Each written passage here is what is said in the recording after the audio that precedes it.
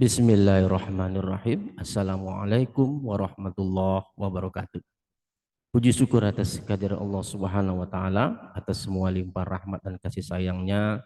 Salam dan salawat kepada junjungan besar Nabi Muhammad sallallahu alaihi wasallam dengan melafaz Allahumma shalli ala sayyidina Muhammad wa ala ali sayyidina Muhammad. Kembali bersama saya Dr. Radu Yendra SSI MSc bersama Radu Institute. Kita mengudara menyampaikan pesan-pesan ilmu pengetahuan terkhusus untuk tingkat universitas. Seperti biasa, Radu Institute dengan program andalan bedah riset artikel akan kembali membahas bedah riset artikel, yaitu membahas hasil-hasil riset dari berbagai peneliti di belahan dunia. Akan dibahas, dipertajam dengan menggunakan pemrograman komputer sehingga dapat dimanfaatkan oleh para peneliti dan para mahasiswa lainnya. Pada kesempatan kali ini kita ketemu sebuah riset artikel dengan judul Polyweighted Exponentiated Gamma Distribution with Application. Jadi kalau kita lihat begitu banyaknya model-model peluang, fungsi-fungsi densitas peluang yang dapat kita jumpai di berbagai riset artikel yang terus berkembang. Pada saat ini Polyweighted Exponentiated Gamma Distribution. Poly banyak, poly. Jadi berpangkat poly banyak. Jadi kalau kita lihat riset artikel ini yang terbit kita buka dulu riset artikelnya. Nah, ini riset artikelnya terbit di Journal of Statistical Theory and Application volume 19 nomor 3 tahun 2020. Pas, mantap juga, lumayan. Oke. Nah, kita lihat bahwa riset artikel ini terbit tahun 2020 di Journal of Statistical Theory and Application. Seperti biasa dalam riset artikel ini, kalau diberikan fungsi densitas itu wajib hukumnya, karena itu memang sebagai acuan penelitian diberikan. Jadi fungsi yang disebut dengan polyweighted ini atau disingkat dengan PWEGD pada bagian 2.2 itu dapat kita lihat pada persamaan 12. Persamaan 12 itulah kita sebut dengan polyweighted tadi. 2 berpangkat A tambah C dibagi dengan fungsi gamma A tambah C kali B berpangkat A tambah C dan seterusnya. Terdapat 4 parameter di sini, A, B, C, dan theta. Nah, ini yang kita akan selesaikan nanti menggunakan optim.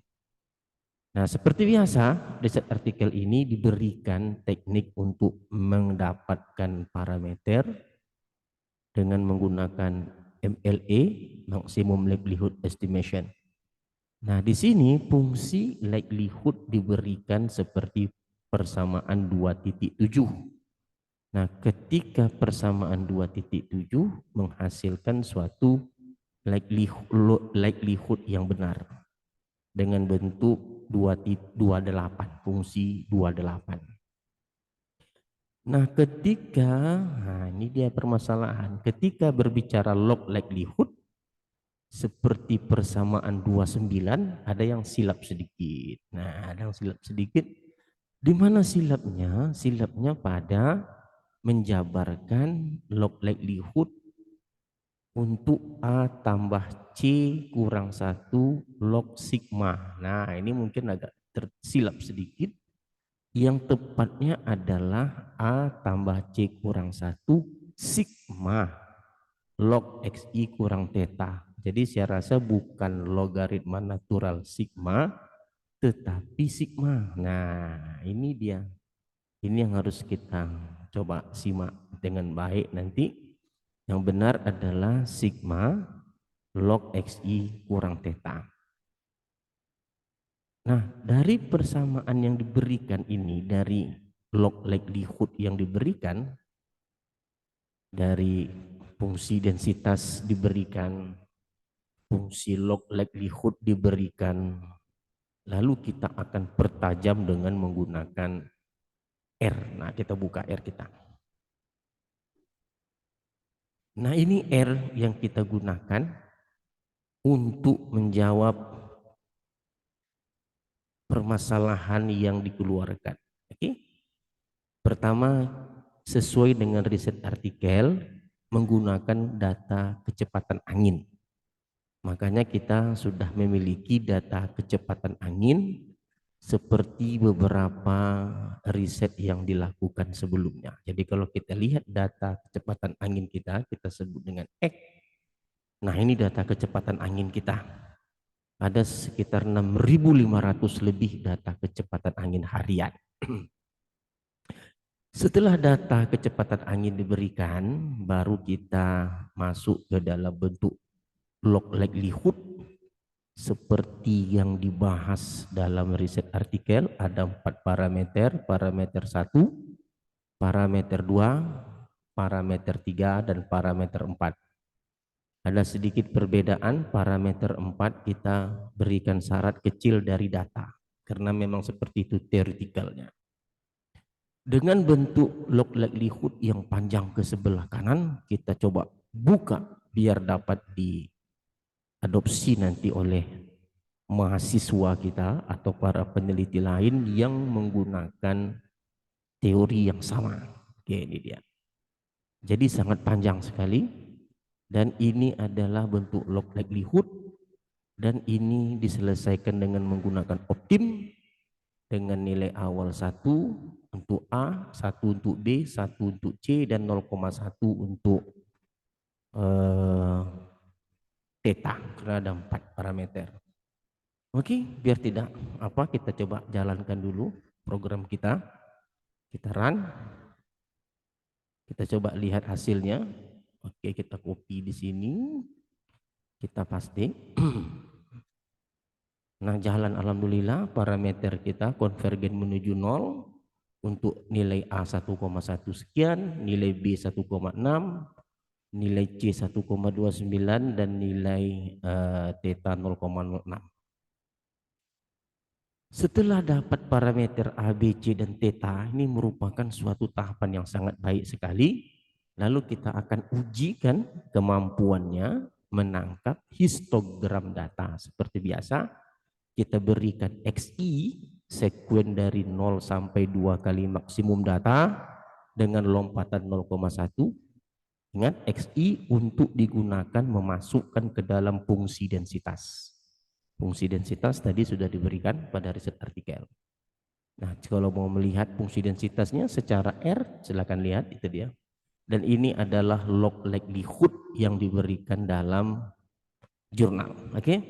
Lalu kita gabungkan dengan menggunakan histogram. Lalu kita akan coba tangkap dengan fungsi densitas. Apakah dapat menangkap dengan baik? Kita coba jalankan. Kita jalankan parameter XI. Oke, ini kita run. Lalu kita coba histogram dan fungsi dari polyweighted. Nah, ini dia. Jadi nampak kita lihat bahwa polyweighted exponentiated gamma distribution ini sangat baik sekali dalam menangkap histogram. Nah, sekarang kita tentu penasaran kita. Bentuk grafik seperti itu pernah juga kita gunakan gamma biasa, gamma 2 parameter. Tidak perlu gamma 4 parameter, tidak perlu polyweighted gamma. Cukup gamma saja. Apakah benar begini? Kita akan coba buktikan. Kita coba buktikan lagi dengan menggunakan R kita. Nah, dalam R kita juga kita berikan program likelihood menggunakan gamma biasa. Nah, ini gamma biasa, log likelihood untuk gamma 2 parameter.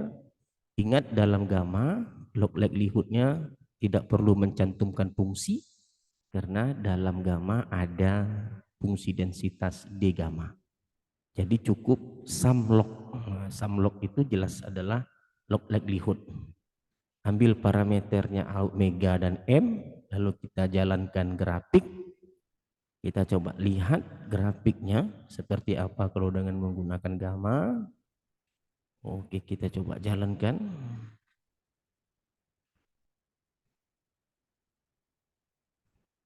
Nah, ternyata seolah-olah sama. gamma sama.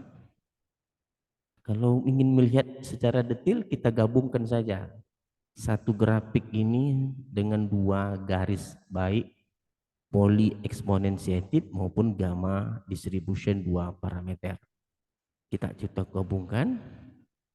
Nah, ini penggabungannya kita coba.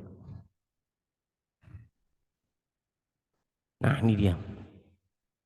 Jadi kalau kita lihat merah dan hijau, merah itu adalah polyweighted gamma 4 parameter tadi, gamma distribution 2 parameter, ternyata hasilnya hampir-hampir mirip.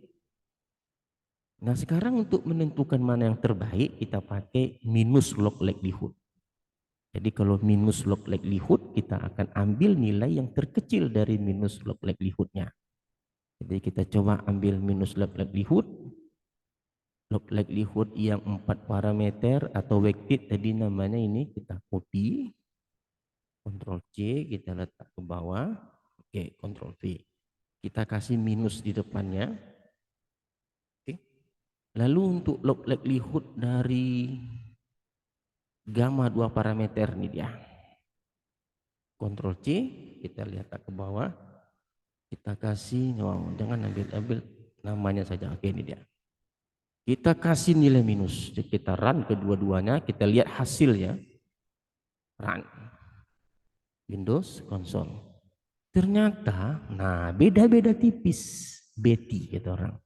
Tetapi, nah coba lihat.